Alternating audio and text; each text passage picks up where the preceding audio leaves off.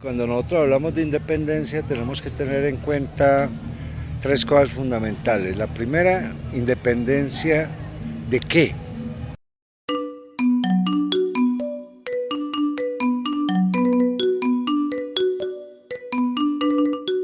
O sea, cambiamos con la independencia, fuimos distintos con la independencia, pensamos diferente después de la independencia. Segundo, toda independencia genera una sociedad nueva. Entonces viene una pregunta que se hacen los sociólogos, los antropólogos: ¿generamos una sociedad distinta a la que nos habían propuesto los españoles o seguimos en ese mismo modelo? Un modelo que excluye al otro, un modelo donde no existe el negro, donde no existe el indio, donde decir indio es decir un insulto.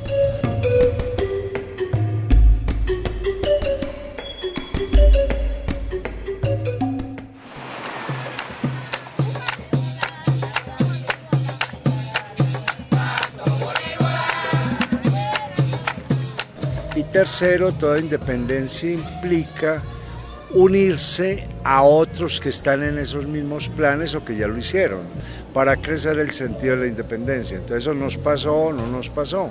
Viene a ser la pregunta que nos hacemos.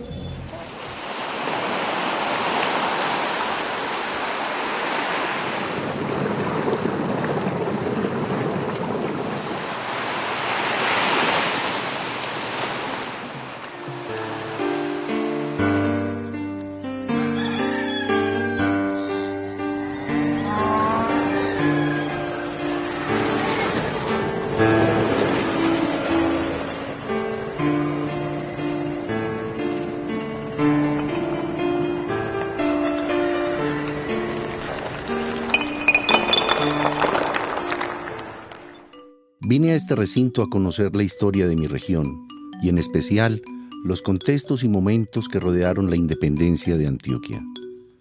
200 años después, estamos recorriendo nuestra historia y buscando en nuestra memoria una identidad, una forma de ser que nos identifica a través del tiempo.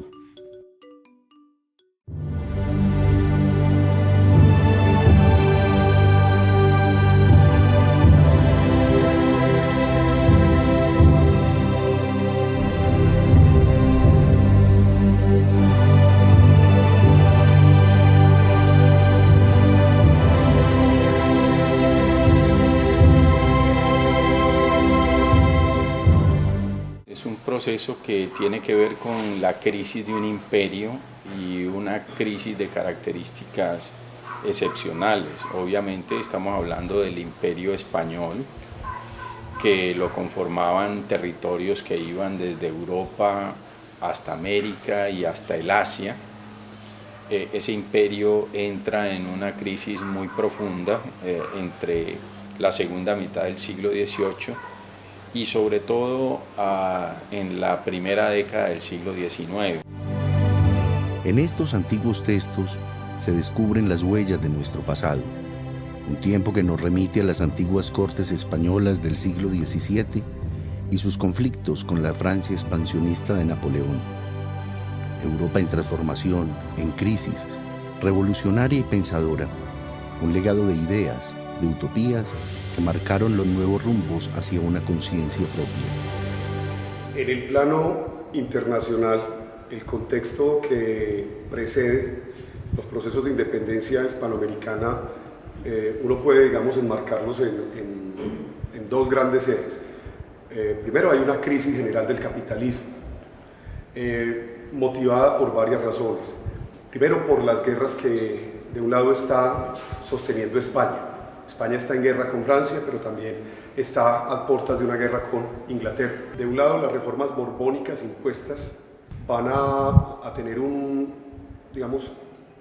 impacto bastante fuerte en las colonias en América.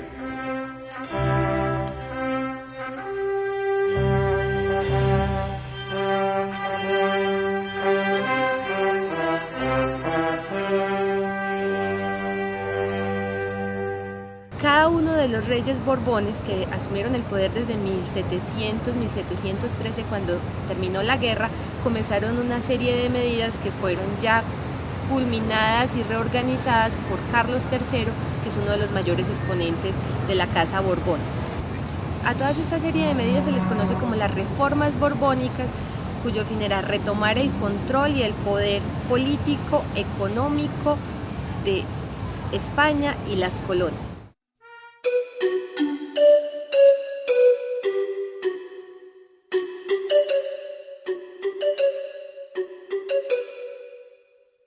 La idea de los Borbones era controlar todos los aspectos de la vida social, política, económica, social y cultural de las colonias.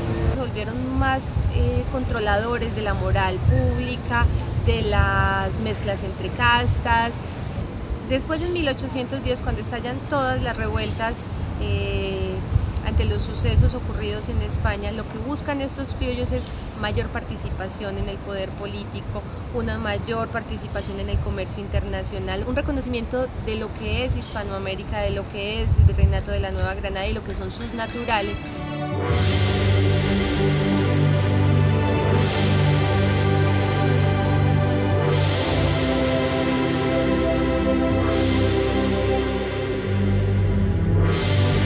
Pero ya en la primera década del siglo XIX la situación es especialmente crítica por la invasión de las tropas francesas a la península ibérica.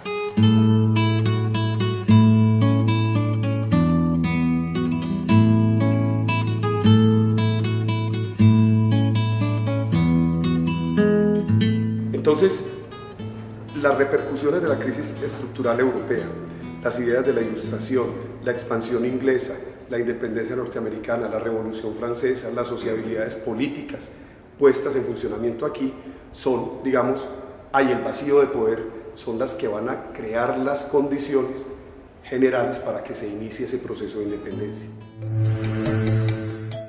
Estos conflictos del imperio llegaron a nosotros proyectados en impuestos y represalias, la pasión espontánea del común en un solo grito esperanzador: ¡viva el rey! Abajo el mal gobierno, como evidencia de la inconformidad y preludio de la crueldad de las autoridades coloniales.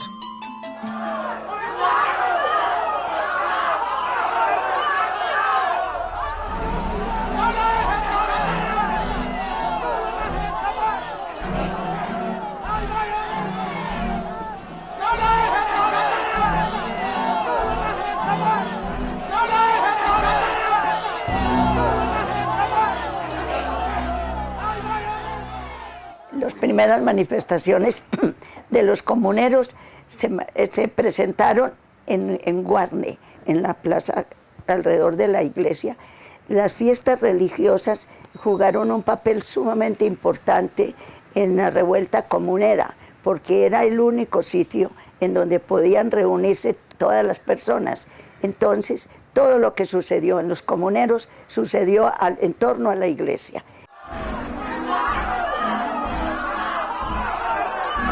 El pueblo se fue con todos los instrumentos de trabajo: machetes, palas, regatones, espadas, piedras, macanas, todo lo que tenían en alto. Pedimos libertad para los impuestos, libertad para comer. Queremos ser libres. No admitimos a los españoles que nos gobiernan. Respetamos al rey. Eso era lo central.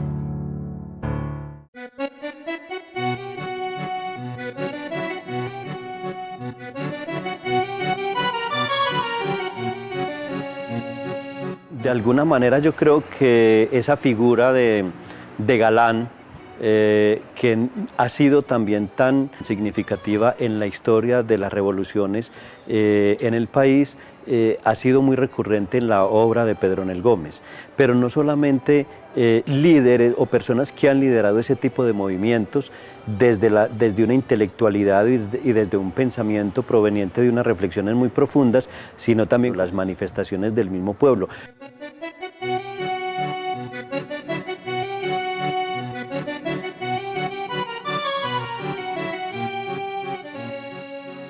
La Antioquia de aquella época era una región conformada por villas, sincretismo de razas y poblaciones que se comunicaban entre sí por extensos caminos.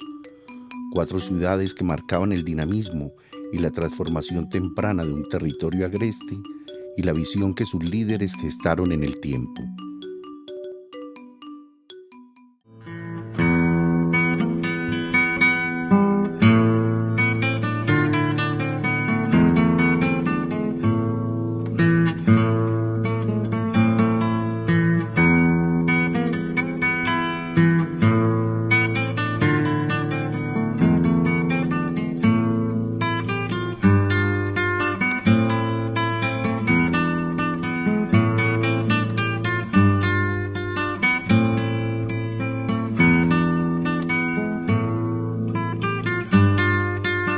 Estas 4 ciudades, 3 de ellas tenían el título de villa y más adelante de ciudad. Villas eran Medellín y Marinilla. Más adelante ya se les dio el título de ciudad y con ellas Río Negro.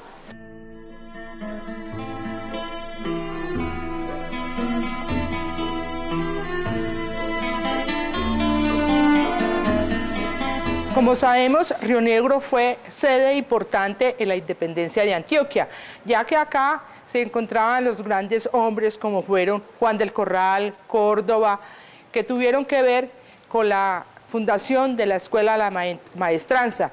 Y Río Negro era el centro, el eje del desarrollo histórico de todos estos municipios.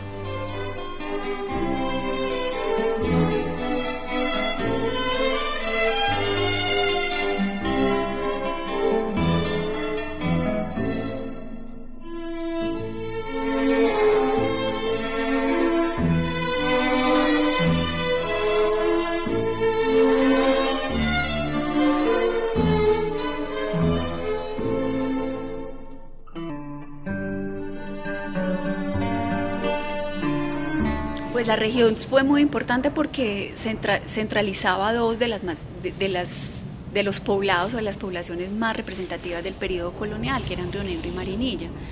Y a partir de las dos poblaciones, Río Negro ya era comercial y con mucha incidencia a nivel regional. Marinilla se adhirió a la provincia de Antioquia como en 1792 nomás, porque antes era de la provincia del Cauca, con jurisdicción en Mariquita. Bueno, era más o menos reciente, pero fueron, claro, por muchas razones, ¿cierto? La presión sobre la tierra, los grupos sociales que empezaban como de criollos y emergentes a fortalecerse, pues hicieron que el proceso de independencia tuviera mucha fuerza en la región.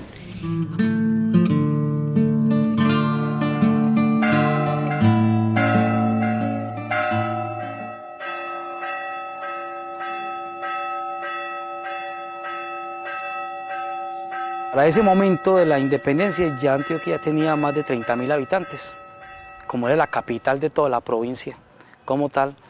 Pues aquí se manejan todos los ejes económicos directamente y gubernamentales, todo estaba centrado acá como tal. Había muchos habitantes ya criollos y muchos mestizos.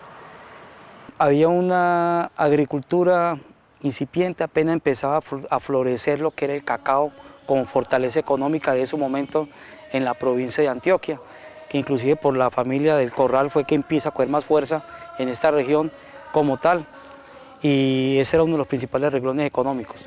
La otra era lo que ya nos traían los indígenas. ¿Quién iba a creer? El sancocho exactamente inicia con la cultura indígena.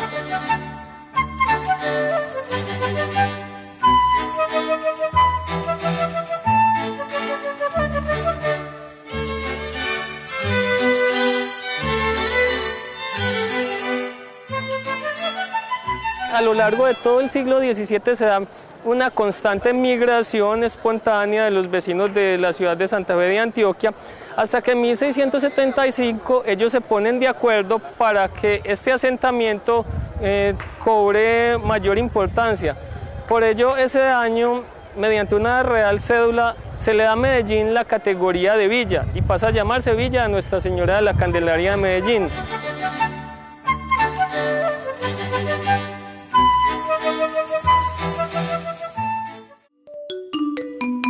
Prisionero el rey en España, las colonias despertaron de su siesta colonial. El vacío de poder lo asumimos en juntas y cabildos abiertos. La llama de la libertad se encendió y en juntas provinciales empezamos a formar nuestra democracia.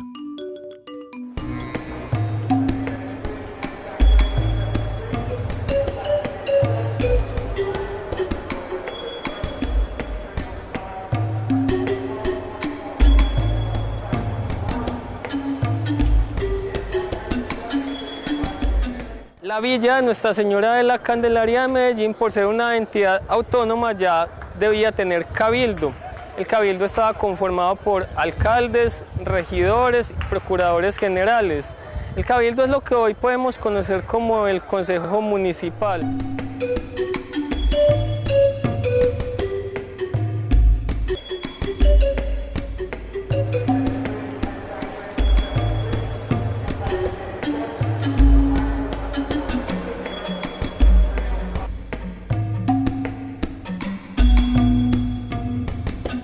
Hay que aclarar que el Cabildo Abierto era una invitación que se hacía a las personas que por lo general eran propietarios, comerciantes, eclesiásticos y personas que fueran cabeza de familia. Es decir, no cualquier persona podía entrar. Estaban excluidos de esto los mulatos, los mestizos, los esclavos y los indígenas.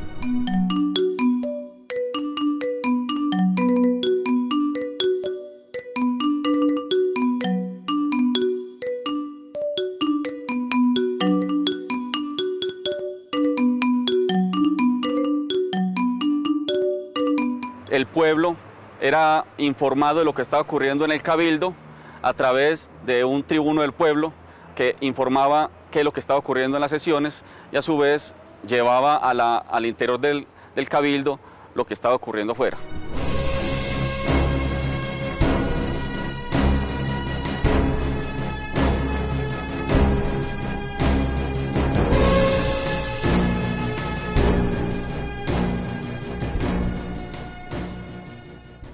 En Antioquia se organizó también bastante temprano una Junta Suprema de Gobierno, tratando de seguir el modelo de las que se estaban dando en España.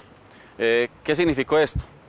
Los 4 cabildos existentes en el momento, es decir, Río Negro, Medellín, Marinilla y Antioquia, se reúnen en especies de juntas generales en donde se agrupan los cabildos de las 4 principales ciudades y se constituyen en un congreso provincial.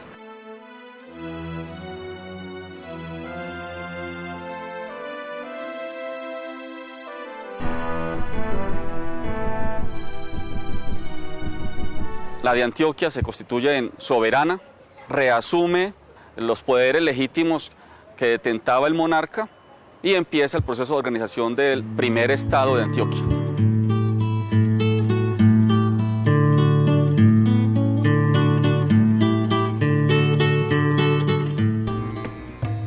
Antioquia, una sociedad enclavada y aislada en sus montañas, rica en minerales, con distritos mineros, esclavos, labradores y comerciantes.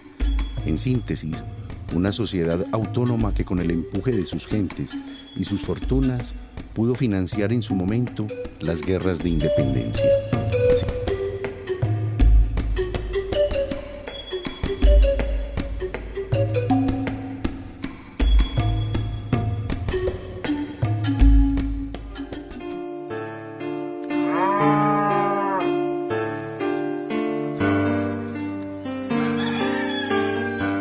La mayor parte de la población económicamente activa de la provincia de Antioquia de finales del siglo XVIII y comienzos del siglo XIX se dedicaba a las labores agrícolas. Dado la característica que hay en esa tenencia de la tierra, estamos hablando fundamentalmente de agricultura de subsistencia. Pero esto también es algo muy importante de anotar, porque casi que podemos decir que la gente producía lo que se comía.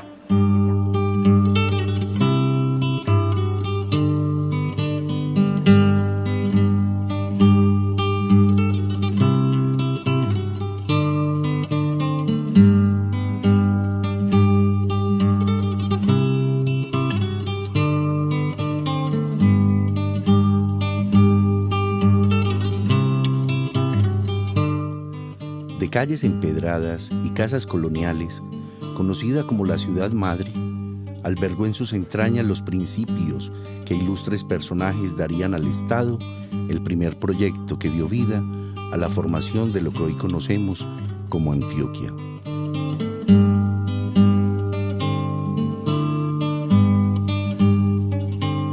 La primera fundación que se hizo en el territorio que actualmente conocemos como el departamento de Antioquia la hizo Jorge de Robledo en 1541, fue la ciudad de Antioquia.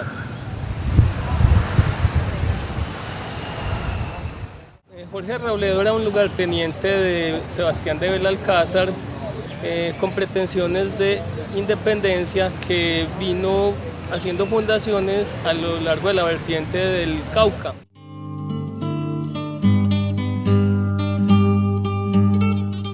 Cabe notar que las principales fundaciones que se hicieron en este territorio responden a la necesidad de buscar oro. Entonces, por eso tenemos que los principales centros de población hasta 1630 eran la ciudad de Antioquia, Cáceres y Zaragoza, que eran enclaves mineros. El resto de la provincia aún no había sido colonizado, porque es que no se había tenido todavía la necesidad de buscar otros territorios, porque el oro que producían estas minas era suficiente.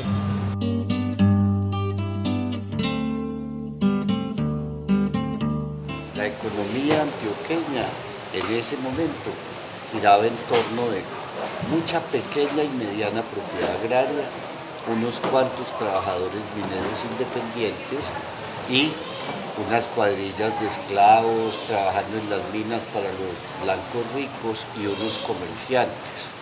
Ese era el conjunto.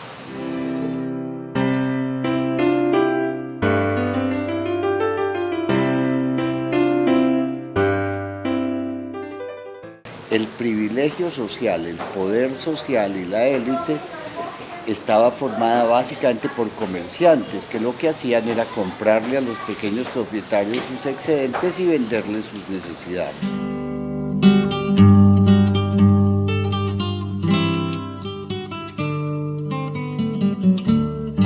Aquí se fundó la provincia. De alguna manera, los que van a aparecer después en el Valle de Aburrá y en Medellín son descendientes de los primeros que estuvieron aquí. Lo que ocurrió a comienzos del siglo XVII es que algunos ricos de acá vieron mejores alternativas en el Valle de Aburrá, necesitan desarrollar la agricultura y estas tierras no son muy propicias para eso, entonces se fueron al Valle de Aburrá y por ahí derecho algunos siguieron desde el Valle de Aburrá hacia el oriente. El concepto de ciudad madre da razón un poco de eso. De esta ciudad salió el proceso que fue a conducir a que se creara la población del Valle de Aburrá, entonces la elección de la Villa de Medellín y también de algún lado, más de Medellín, pero también de Antioquia, fueron a fundar Río Negro y a crear ese tipo de cosas.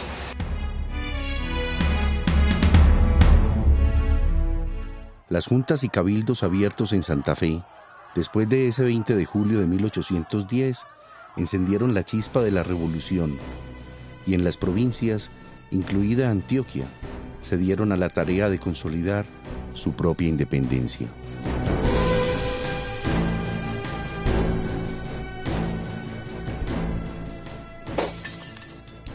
Uno de los sucesos que más estuvieron marcados por lo que se podría denominar un cabildo abierto fue lo que ocurrió en Santa Fe, Bogotá, el 20 de julio de 1810, cuando se citó a una junta general del reino.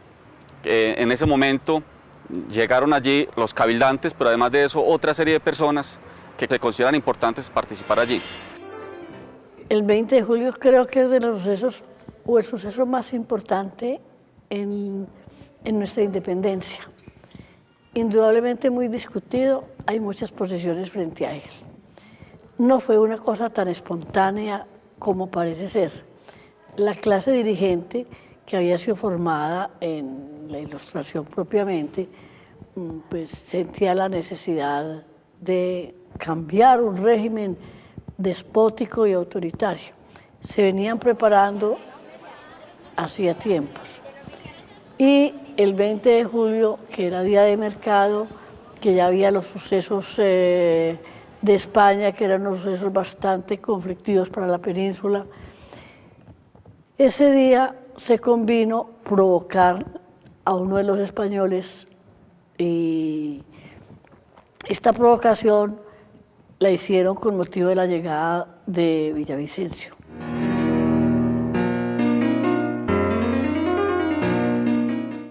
Y por eso, como consecuencia de este primer movimiento, vino ya la convocatoria de un congreso, y ahí sí fue cuando aparecieron las posiciones federalistas y centralistas. Algunos dicen la patria boba, y creo que en ese término fuimos educados todos, pero no fue una patria tan boba, estaba definiendo, estaba marcando límites, le dio a la gente la conciencia que podía definir su destino. Lo definió como desgraciadamente en Colombia hemos definido muchas situaciones a punto de guerra, pero eso se produjo por el grito del 20 de julio. En Antioquia esa tarea la asumió el Congreso Provincial, que reunido el 30 de agosto de 1810, con la participación de las 4 ciudades capitulares, formularon las bases de un proyecto del que somos producto y que hoy conmemoramos bajo una sola identidad: Antioquia.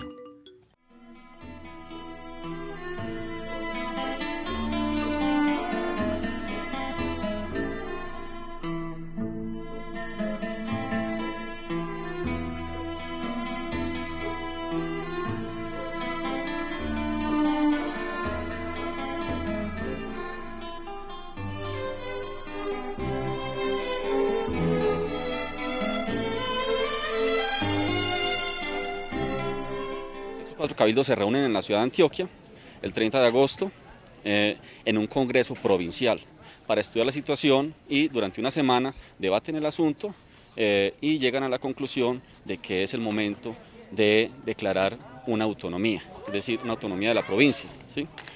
¿Qué significaba esto? Había que crear una Junta Suprema de Gobierno, y así se hizo.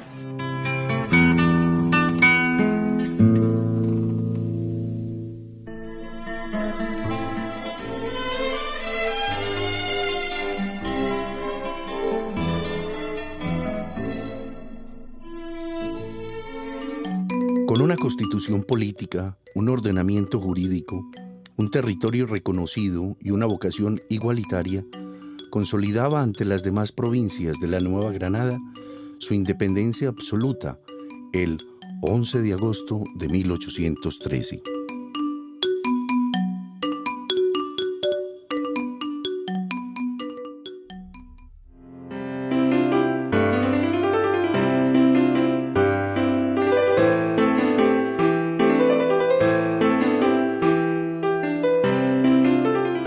Entonces Antioquia tenía unas condiciones, digamos, privilegiadas.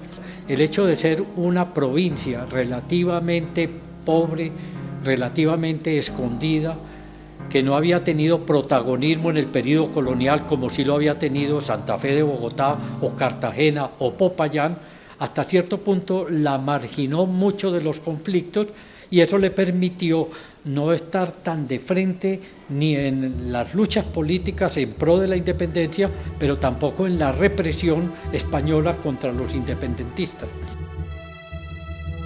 Por ejemplo, de Antioquia se mandan contingentes a defender lo que sería pues, el Valle del Cauca. Popayán, de Antioquia se mandan contingentes a defender Cartagena. Y en ese escenario uno puede decir que no solo el Batallón Antioquia y los distintos grupos armados que fueron de Antioquia a participar de los ejércitos libertadores, sino también la cantidad de oro que sirvió para financiar los ejércitos libertadores.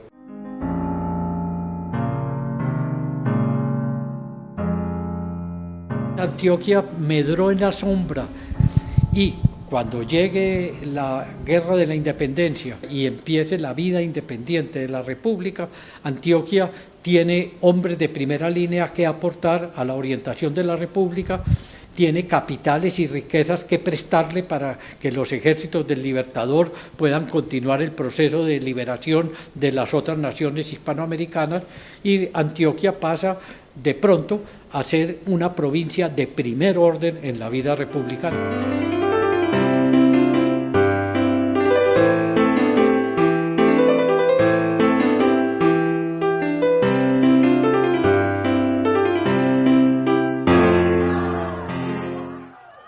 Con sus riquezas y sus gentes, el Batallón Antioquia combatió a los ejércitos invasores.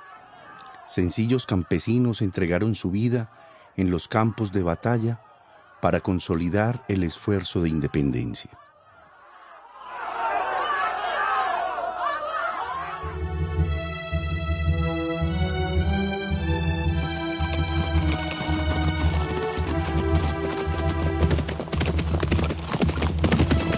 La provincia de Antioquia y sus élites como tal estuvieron muy dirigieron todos sus esfuerzos a que la campaña libertadora, la gesta militar no se librara en suelo antioqueño. Porque ya desde 1812 aproximadamente las élites antioqueñas habían definido un proyecto que María Teresa Uribe define muy bien como el proyecto económico y ético-cultural antioqueño, que se basaba en varios frentes, un frente económico, un frente político y un frente o una dimensión cultural.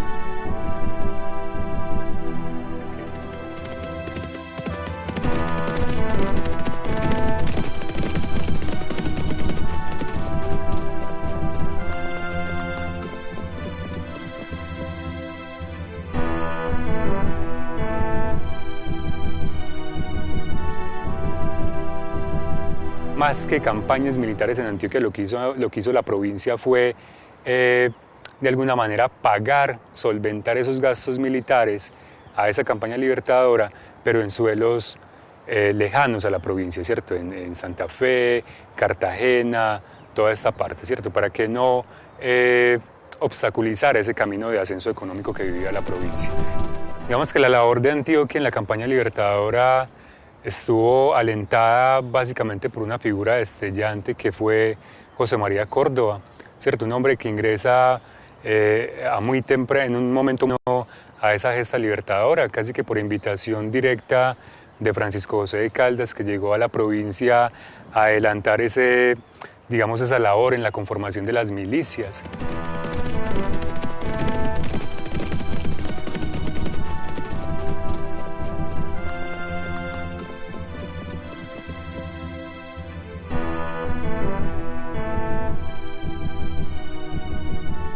Un hombre con su casaca parecía un héroe griego romano, muy elegante. Él se fue de aquí muy joven estuvo en San Vicente, estuvo en Barbosa y por fin terminó en Río Negro.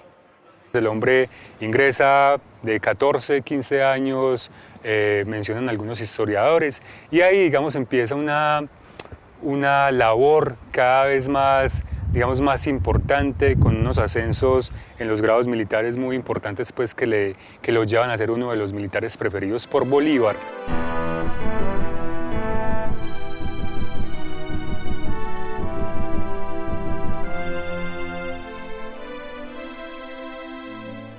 Así también en el caso de Antioquia tenemos un héroe regionalmente muy resaltado por las dirigencias nuestras en los años 1860-1870.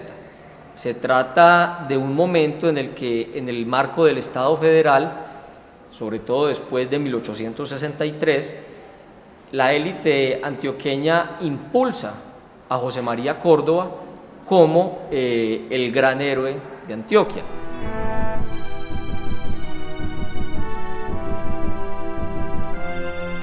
Yo no sé.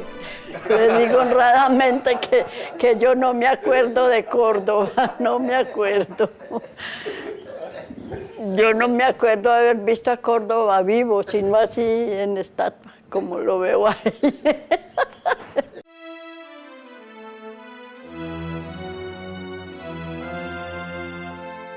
Bueno, la historia es que, como todos sabemos, en la batalla del Santuario, el 17 de octubre de 1829, hubo un enfrentamiento entre el ejército rebelde de José María Córdoba, que él llamaba el Ejército de la Libertad, y que subía desde Río Negro y se encontró en el Santuario con la expedición del occidente del ejército colombiano, liderado por el general Daniel O'Leary, quien era irlandés colombiano. Hubo el enfrentamiento, la batalla, que duró como 2 horas y salió ganando el ejército de O'Leary.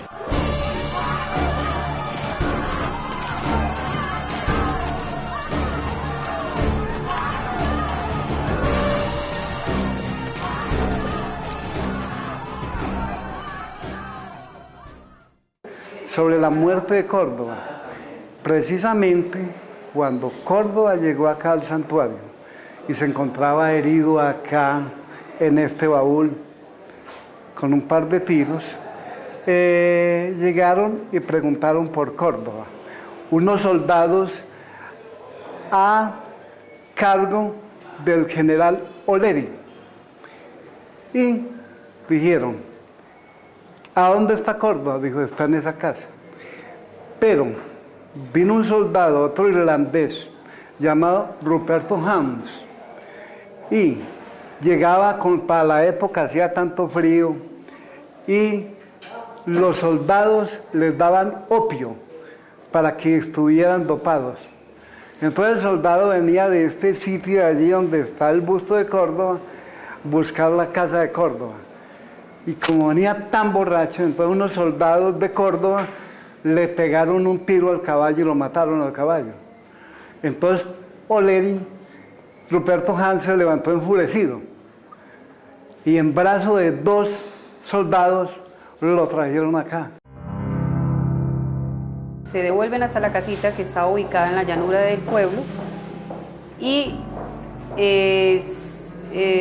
desafortunadamente encuentran a Córdoba muy mal herido, sin forma de defenderse, ingresan a la casita, tumban la puerta a balazos y preguntan por el general Córdoba, diciendo: soy yo. Sin preguntar y sin decir nada, terminan con la vida del héroe de Ayacucho de 4 sablazos en su cráneo.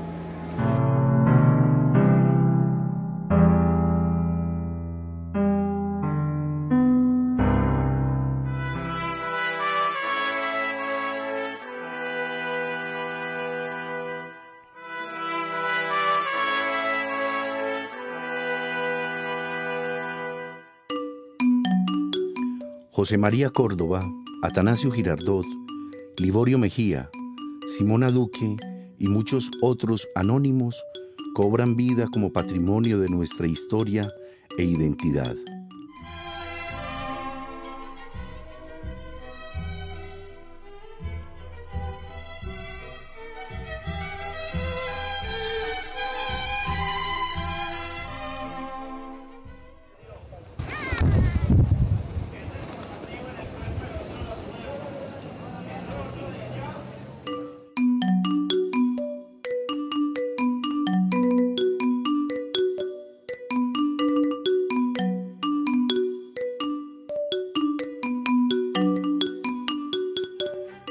Se habla de héroes encontrando en ellos un atributo básico, que es el de la conducción de hombres.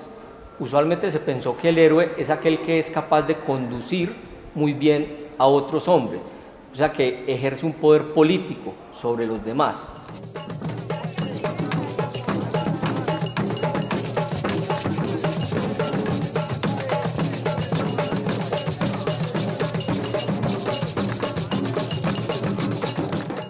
Luego de acaecidos los hechos de la independencia, en Colombia surge una figura muy importante que es la de los héroes, la reivindicación de los héroes y de los próceres que habían tenido que ver en este proceso de la independencia en Colombia.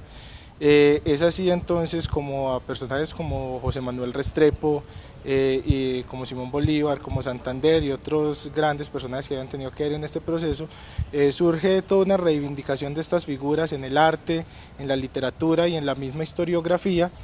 Y además de esto, en los espacios públicos de las ciudades y de las villas pues van a comenzar a construirse una serie de monumentos en honor a ellos.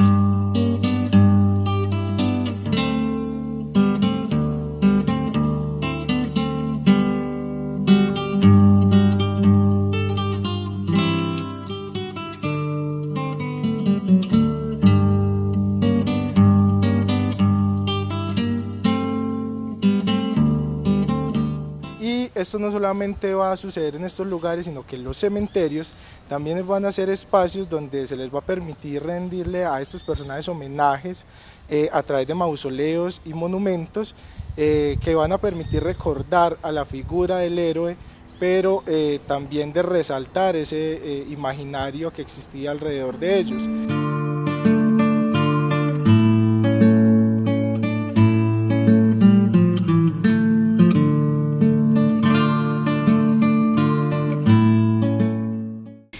caso de Simona Duque es que la mujer que dio sus hijos al ejército de José María Córdoba, eran como 5 hijos, y los entregó todos para que lucharan por la causa patriótica. Es como la heroína emblemática, pero creo que hay muchos otros que se han pasado por alto.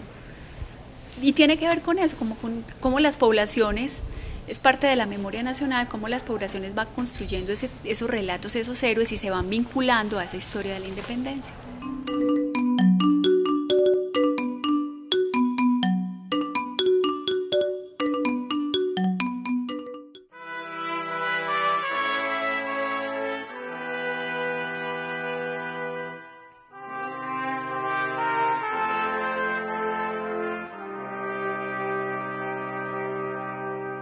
Y sin duda, digamos, ese proyecto económico y ético-cultural antioqueño va a ser no solo de la provincia, sino que se va, digamos, a llevar, se va, digamos, a implantar casi que en ese mundo andino de esa gran Colombia, ¿cierto? Ya para ese momento, digamos, el oro que se sacaba en Antioquia era muy importante para solventar ese proyecto, ¿cierto? Y eso entonces le ponía, digamos, un norte fijo. 2 siglos después, intentamos descubrir las huellas, las transformaciones y contrastes de una independencia que genera múltiples interrogantes.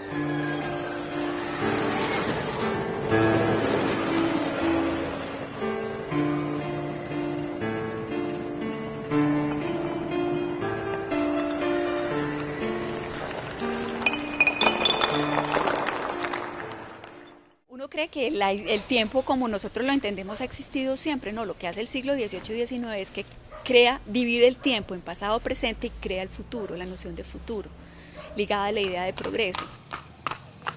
Por eso exaltar de una manera tan radical el heroísmo de la independencia, porque es el punto de anclaje o el punto de partida que funda la historia nacional, es la separación de España, es el punto de partida de la libertad, de la soberanía, del autogobierno, pero también es la certeza, es el indicio del futuro glorioso que nos espera, porque también tiene que ver con la construcción del tiempo histórico.